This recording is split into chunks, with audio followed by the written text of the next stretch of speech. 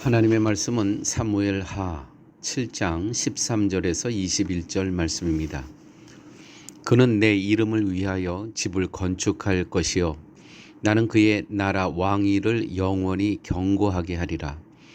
나는 그에게 아버지가 되고 그는 내게 아들이 되리니 그가 만일 죄를 범하면 내가 사람의 매와 인생의 채찍으로 징계하려니와 내가 내 앞에서 물러나게 한 사울에게서 내 은총을 빼앗은 것처럼 그에게서 빼앗지는 아니하리라.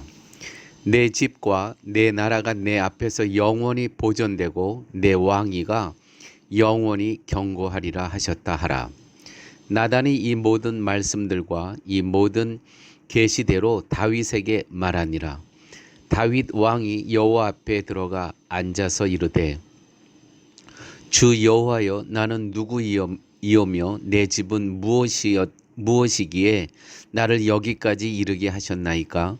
주 여호와여 주께서 이것을 오히려 적게 여기시고 또 종의 집에 있을 먼 장래 일까지도 말씀하셨나이다. 주 여호와여 이것이 사람의 법이니이다. 주 여호와는 주의 종을 아시오니 다윗이 다시 주께 무슨 말씀을 하오리이까. 주의 말씀으로 말미암아 주의 뜻대로 이 모든 큰 일을 행하사 주의 종에게 알게 하셨나이다. 아멘. 오늘 말씀 13절 16절에 보게 되면 계속해서 너의 다윗의 나라를 영원히 경고케 하리라. 영원히 경고하리라. 이렇게 하나님께서 약속을 하십니다.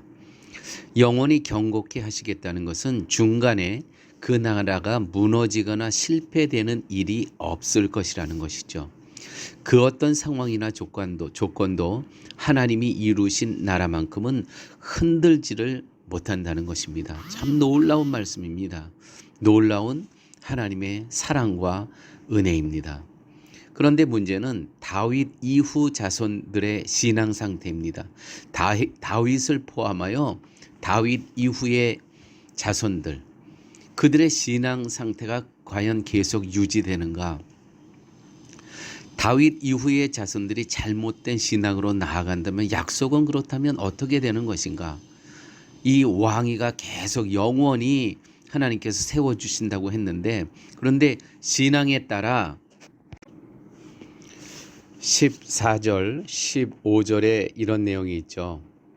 나는 그에게 아버지가 되고 그는 내게 아들이 되리니 그가 만일 죄를 범하면 내가 사람의 매와 인생의 채찍으로 징계하려니와 내가 내 앞에서 물러나게 한 사울에게서 내 은총을 빼앗은 것처럼 그에게서 빼앗지는 아니하리라. 하나님께서 또 이렇게 약속을 하셨습니다.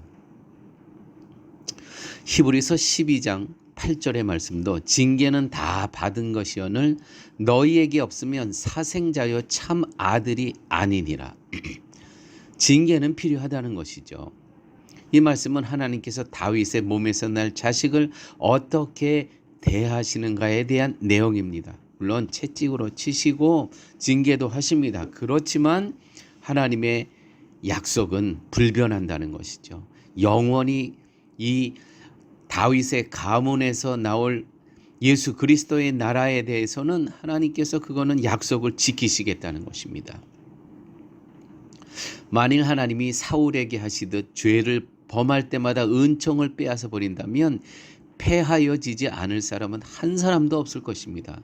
그렇게 되면 집을 이루시겠다는 약속은 성취되지 못하고 중단되어 버립니다. 결국 하나님의 뜻과 계획은 실패로 끝나 버린다는 것이죠.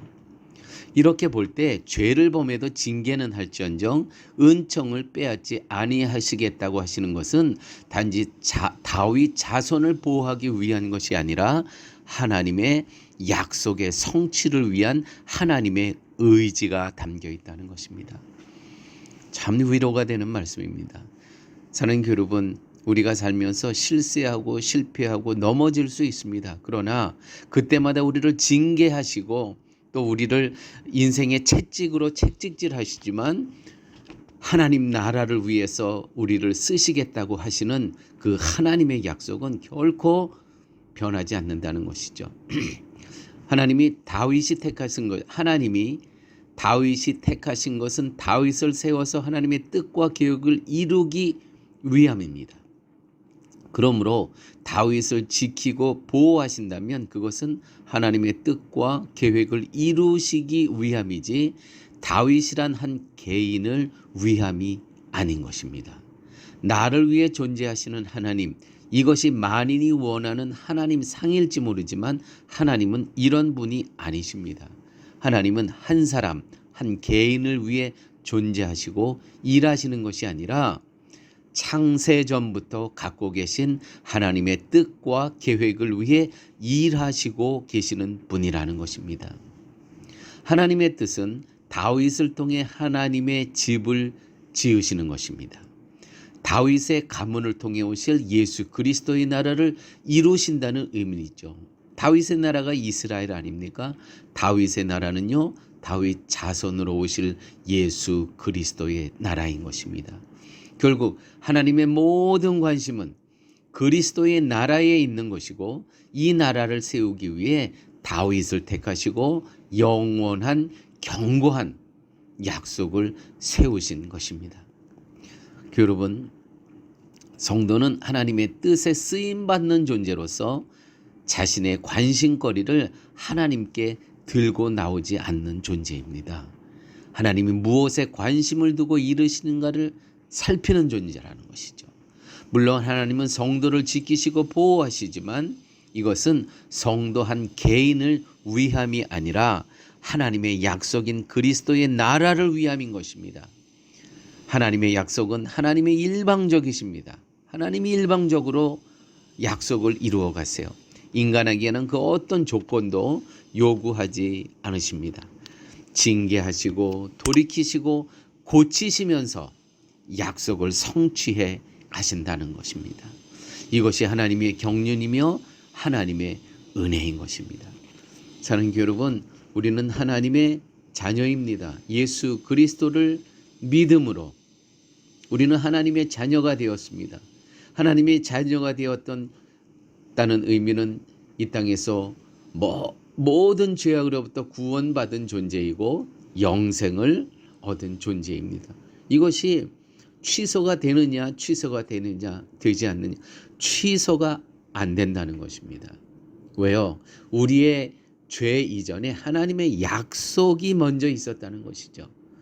우리의 하나님 앞에 지은 죄를 통해서 징계받고 인생의 채찍질을 맞을 수는 있지만 하나님께서는 또 고쳐 쓰시면서 하나님의 약속을 성취해 가신다는 것이죠. 참 놀라운 하나님의 약속 아니십니까? 하나님의 성실하심. 이것이 바로 하나님의 열심이라는 것이죠. 기도합니다. 아버지 하나님, 오늘 말씀을 통해서 하나님의 경륜과 하나님의 은혜와 하나님의 열심이 무엇인지를 깨닫게 하여 주심을 감사합니다.